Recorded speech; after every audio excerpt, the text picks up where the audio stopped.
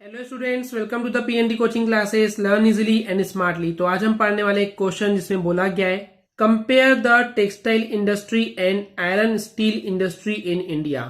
तो इस क्वेश्चन का मतलब है आपको यहाँ पे कंपेयर करना है, डिफरेंस फाइंड करना है किस किस के बीच में। तो टेक्सटाइल इंडस्ट्री यानी कि कपड़ा उद्योग बोलते हैं, ओके। कपड़े के जो कारखाने होते हैं उसको बोलते हैं textile industry. And iron steel यानी कि लोहे और स्टील की जो इंडस्ट्री है, इन दोनों को कंपेयर करना है इंडिया में किस तरीके से इनका डेवलपमेंट है, क्या डिफरेंसेस है। तो चलिए देखते हैं इसके आंसर को। इंडिया में टेक्सटाइल इंडस्ट्री बहुत पुरानी है। पुरानी मतलब बहुत लंबे समय से, बहुत पहले से इंडिया में टेक्सटाइल इंडस्ट्री है, कपड़े की इंडस्ट्री है और बहुत बड़े लेवल की इंडस्ट्री है। लार्ज स्केल यानी कि बहुत बड़े लेवल पे इंडस्ट्री है इंडिया में टेक्सटाइल इंडस्ट्री, कपड़े की इंडस्ट्री। वहीं पे अगर हम बात करते हैं आयरन स्टील इंडस्ट्री के लिए, तो हमारे पूर्वजों ने, एंसेस्टर यानी कि पूर्वज, तो हमारे पूर्वजों ने बहुत ही बेस्ट क्वालिटी की स्टील बनाए थे।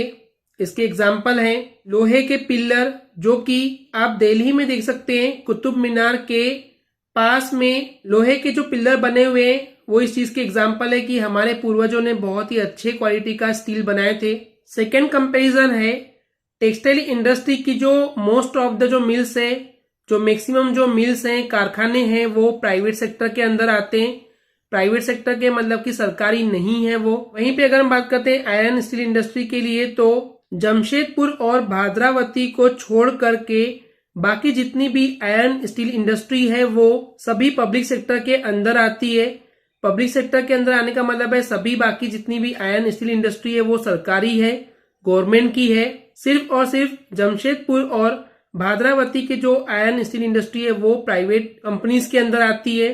थर्ड कंपैरिजन है टेक्सटाइल इंडस्ट्री यानी कि कपड़े की जो इंडस्ट्री है, इसके जो मेन सेंटर्स हैं जहां पे सबसे ज्यादा डेवलप है टेक्सटाइल इंडस्ट्री, वो है मुंबई, अहमदाबाद, पूना, सूरत और शोलापुर। तो इन जगहों पर हमको टेक्सटाइल इंडस्ट्री के मेन सेंटर देखने को मिलते हैं। वहीं पे अगर हम बात करते हैं आयरन स्टील इंडस्ट्री के लिए, तो इसके जो मेन सेंटर्स है वो हमको देखने मिलते हैं जमशेदपुर, रोरकेला, दुर्गापुर, भिलाई एंड बोकारो में। नेक्स्ट कंपैरिजन है टेक्सटाइल इंडस्ट्री में जो रॉ मटेरियल है, जो कच्चा माल है, उसमें क्या क्या आता है, क्या क्या उसको इंक्लूड किया गया है इसमें। तो वो है cotton, jute, silk and wool. Cotton, आपको पता है स्टूडेंट्स की कॉटन एक फाइबर है जो कि हमको प्लांट से मिलता है, उसके कपड़े बनते हैं। जूट भी सेम है, ये भी हमको प्लांट से ही मिलते हैं, फाइबर है जिनके थैले या फिर बोरियां वगैरह और जो कपड़ों में यूज होते हैं। इसके अलावा सिल्क यानी कि रेशम, हमको ये सिल्क वॉर्म जो कीड़े होते हैं, रेशम के कीड़े, उनसे मिलता है सिल्क, जिससे कपड़े बनते हैं। और वूल, जिसको हम ऊन बोलते हैं, जिसके स्वेटर वगैरह, गर्म कपड़े बनाए जाते हैं।